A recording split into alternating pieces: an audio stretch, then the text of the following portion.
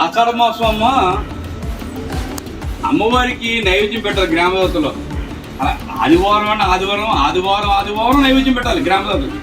సరే, ఆషాఢ మాసం ఎందుకంటే ఆషాఢ మాసం నుంచి రకరకాల వ్యాధులు వస్తూ ఉంటాయి. సీజనల్ వ్యాధులన్నీ కూడా వాతావరణం వచ్చి మార్పుల్లో ఈయన వస్తూ ఉంటాయి.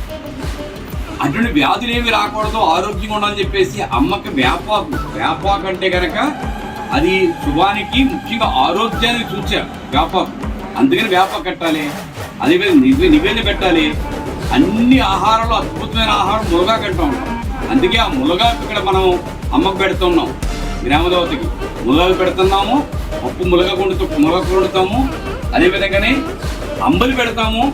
ముఖ్యంగా ఏదైతే కనుక మంచి పోషకులు ఉన్న ఆ ఆహార పదార్థాలను అమ్మ పెడుతున్నామో ఆ గ్రామదేవత పెట్టి అమ్మ మాకు ఏ విధంగా లోటు లేకుండా, తిండికి కానీ ఇంకోటి కానీ లోటు లేకుండా ఉండమ్మా, ఆరోగ్యంగా చూడమ్మని చెప్పేసి ప్రతి ఒక్కరూ కూడా ఈ యొక్క ఆషాఢ మాసంలోని ఈ విధంగా పెట్టుకోవాలి. మరి ఉల్లంపల్లి సేవా కమిటీ ఏదైతే ఉందో కనదుర్గమ్మ సేవా కమిటీ అంటే కనదుర్గమ్మ సేవా కమిటీ అంటే కనదుర్గమ్మ ఆలయం మాత్రం కాదు, గ్రామంలో ఉన్న ఏ ఆలయంలో ఏ కార్యక్రమం కూడా చక్కగా హాజరవుతూ ఉంటారు. మనదే బాధ్యత, మన హిందూ బంధువులు అంటూ ఉంటాం. అందుకే మనం అది పార్కులు కావచ్చు, ఉల్లంపల్లికి ఎవరికి పిలిచిన వెళ్తాం చేస్తాం. ఆ ప్రకారం ఉల్లంపల్లి గ్రామంలోని ఈరోజు మన ఆషాఢ మాసం మొదటి ఆదివారం నాడే ఈ యొక్క నివేదన పెడుతున్నాము. ఇది కోవిడ్ కాడి నుంచి కూడా కోవిడ్లోనే అప్పుడు వచ్చే కష్టాల్లోంచి గట్టెక్కాలని చెప్పేసి మనం మొట్టమొదటిసారిగా కోవిడ్లోనే ఆషాఢ నైవేద్యం పెడతాం వచ్చాం.